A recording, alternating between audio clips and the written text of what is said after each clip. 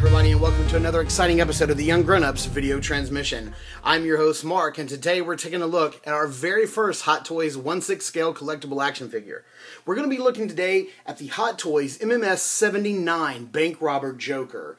Now, while this is the first time we're taking a look at a Hot Toys figure, this is certainly not the very first time that I've ever bought a Hot Toys figure.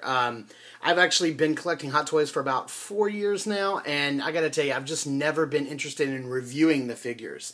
Not for any particular reason. I mean, it's just I think that they deserve a lot of respect and time. I think if you're going to review a Hot Toys figure, that you need to do it right. And I've just never really had the time that I think they deserve to take to review. You know, there's been so many guys out there that review Hot Toys figures, and they're so much better at it than I think I ever could be. So I guess there's just, you know, several reasons why I've just never really sat down and taken the time to do so. But I actually filmed a video the other night sort of talking about why I wanted to get into sort of reviewing these figures now and throw my hat in the ring into the 1/6 scale collector review community. And I'll put a link to that video below. You'll just click show more and you'll see a link to that video. Sort of explaining why I'm just now starting to do it. So why is this 2013 and why am I looking at a figure that came out 4 years ago? Well, to be honest, you know, I don't have that large of a Hot Toys collection. I have about 15, 16 figures, and depending on how you count them. And, and you know, for the most part, really and truly, this was like the oldest figure that I own. I did previously own the MMS, what was it, 67 and 68 Batman and Joker figures. Those were the actual first Hot Toys figures I bought, and I bought them based on the fact that, you know, I honestly thought that Joker was the best likeness of Heath Ledger I'd ever seen, the only likeness of Heath Ledger I'd ever seen, and I was a huge fan. Boy, was I wrong, because that Joker was way off. But at the time, 4 years ago, wow, it looked amazing. It looked amazing well until this guy came out. When this guy came out, it completely blew him out of the water. So, I'm a huge Joker fan. I mean, anybody who knows me personally knows that.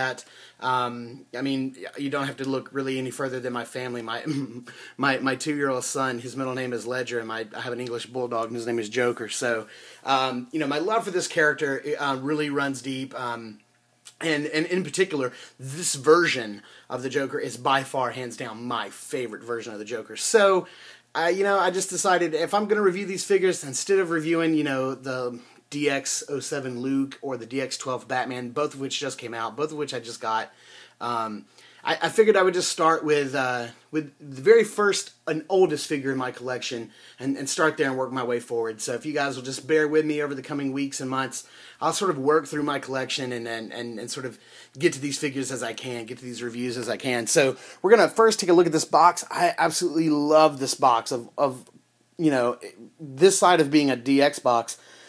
This is like my favorite Hot Toys box, simply because I just love how it's sort of, it's all mishmashy. You know, you've got the sort of the bills on the front, and how, you know, Joker's already made those up with his iconic smile and circular eyes. I love that you get the, you know, sort of a hand painted look at the Joker's mask here, which I love, and we'll talk more about that mask later. And then flipping it around here on the side, you can see the money's getting burnt and a little dirtier. And then here on the back, we get our first proper look at the figure. You've got Joker standing up right here, looking pretty tough. Love this photograph. That right there, that could almost be a still from the film. You guys know it. You know how good this guy looks. A couple other shots of the Joker here, and underneath, you know, this is just your typical slipcase. This just this slides right off. Let's see if I can do this. With one arm. There we go. Alright. So this just slides right off. Got this awesome illustration. I would love to have this as a poster, as a matter of fact. So Hot Toys, get on that. Sell me a print of this. I'll give you my money. This awesome picture right here of, you know, what looks to be an illuminated illustration. You know, something that may be found either on a playing card or money. It looks really great. Bank robber version. Love this right here. This town deserves a better class of criminal. Absolutely. So let's get this turned around right here. Open right up. Another big proper look at the Joker right there, nodding his head to his business card. I'll open this up. You guys can pause this right here if you want to read that. I don't even know if you can read that. But yeah, so, I didn't bother sticking the figure back in here. He's been on my shelf for, 4 years now. So what we're going to do is we're going to just get this closed up, get everything reset, repositioned, and let's take a proper look at the Joker, the bank robber version. Alright, so here we have the Joker opened up and out of his package, and I gotta tell you guys, it is very serendipitous for me that the very first figure that I'm going to be reviewing out of my Hot Toys collection also happens to be my absolute most favorite figure in my Hot Toys collection, and I can say that without any hesitation, without any trepidation at all. This is hands down my ultimate favorite Hot Toys figure. I'm not saying by far it is the best figure Hot Toys has ever put out. I'm not even saying it's the best Joker figure that Hot Toys has ever put out. I'm just saying that for me personally, this is my absolute favorite figure. For several reasons. One, as I said earlier, I'm a huge Joker fan. And of all the versions of the Joker that we got to see in The Dark Knight, this is my favorite. Maybe it's because of the fact that this is the only time we ever see him in his gray suit and sneakers, Maybe it's the clown mask. I'm not sure. I do know that I just happen to particularly love this figure design. And it's for me, very reminiscent of one of my other favorite crime dramas, which is Heat. And I love the way the guys looked in that movie during the heist scene. When they've got on their suits and they've got the hockey masks on and the duffel bags and the assault rifles. I really love the way those characters look. I love that design. A masked person in a suit. I think that's kind of cool. And I don't think that there's any coincidence there that I've read in several interviews and in different sources that before Nolan starts production on a film, he likes to sit his cast and crew down and sort of screen a couple of movies, 2 to 3 movies for them, so they can get a feel of the kind of movie that he wants to make, whether it's the tone of the film or the look of the film, whatever intrinsic value that you want to walk away from the screening, he wants you to take from it. Whatever you get from it is great, but he wants to show you what the movie you're about to make, what you're about to embark on is going to be like, or what he wants it to be like.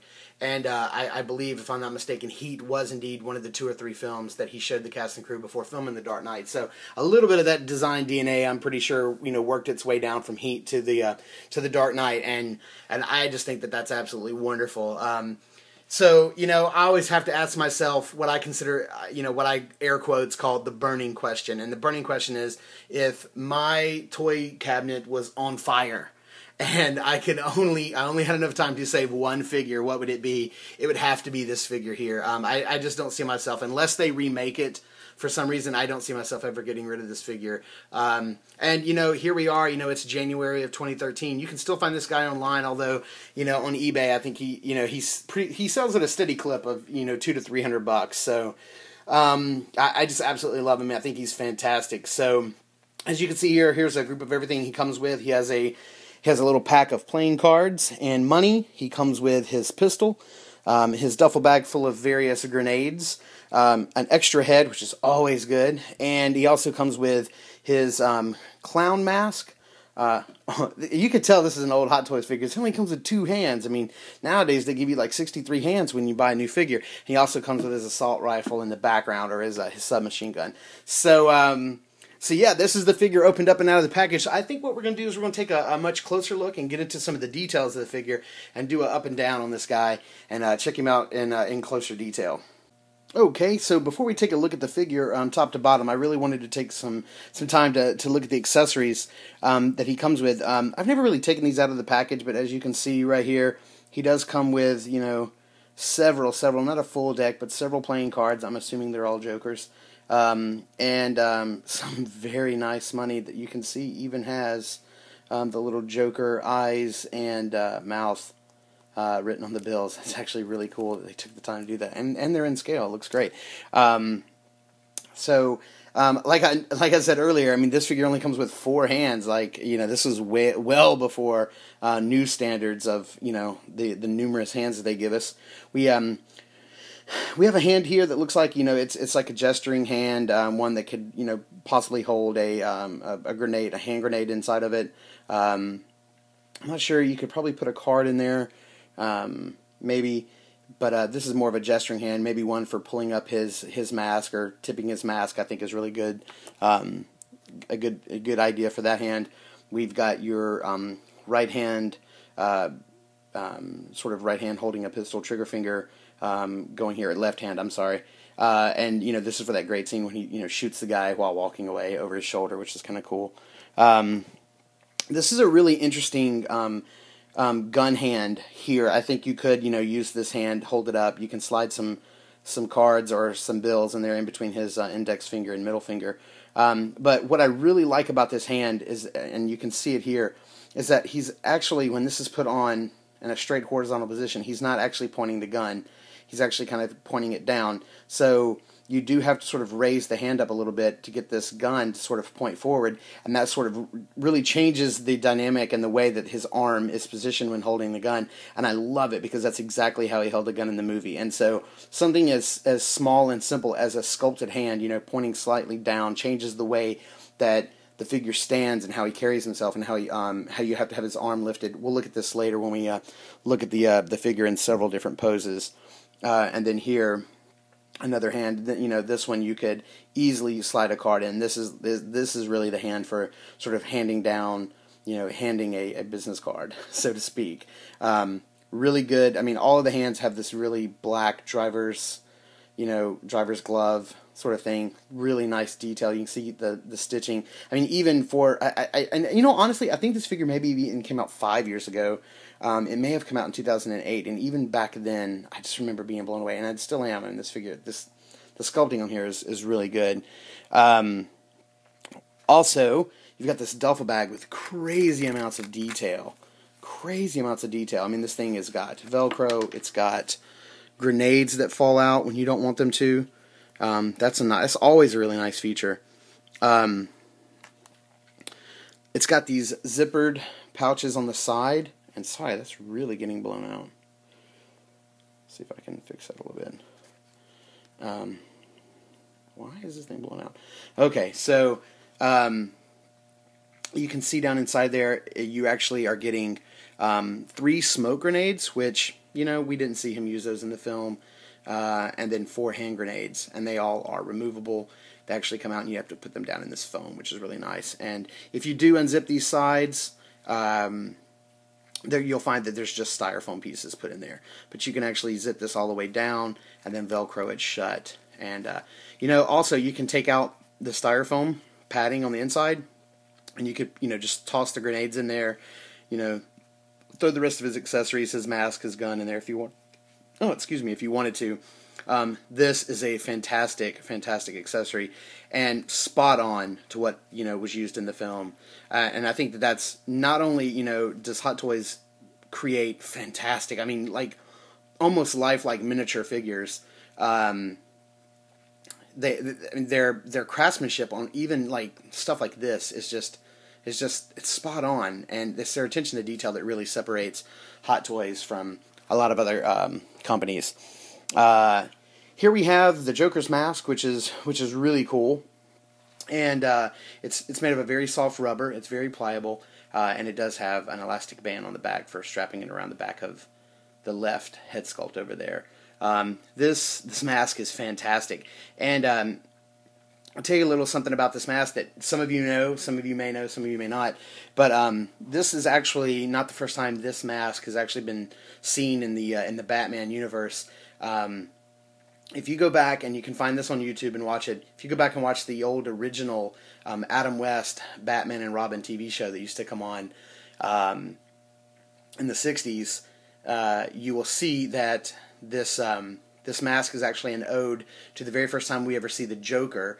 He is in clown makeup singing some sort of opera on TV, and here I'll post a picture so you can see. But as you can see. I actually didn't know that story, even after, reading and watching about the movie, watching the movie and after reading a lot about it. I didn't even know that. And it wasn't until recently when I went back and started watching the old episodes of the Batman TV show that I saw this and was completely amazed. So nice little nod there to even the old Adam West show, Nolan. That was a pretty slick move. So this is a fantastic accessory. You also, I believe, if I'm not mistaken, I believe that this is this a Glock? Maybe a Glock 18? If I'm mistaken about that, please somebody down in the comments correct me. But I mean, check this out. It's got a sliding stock. It's on a little spring hinged assembly in there. It's got a little spring loaded. It also comes with a removable clip, 33 rounds, I believe. But yeah, you can see down in there. It's kind of cool that they, again, the attention to detail is crazy. And then we have the Smith & Wesson. This is a M76, I believe. It's got an extendable stock here. It folds flat against it. It also has the silencer that comes off, and I don't even know if I'm putting that on properly. I hope I am. And it too has a removable magazine. So again, always the attention to detail on this side. It's got a little cocking mechanism again on the spring load. Really cool. So this is a really nice gun.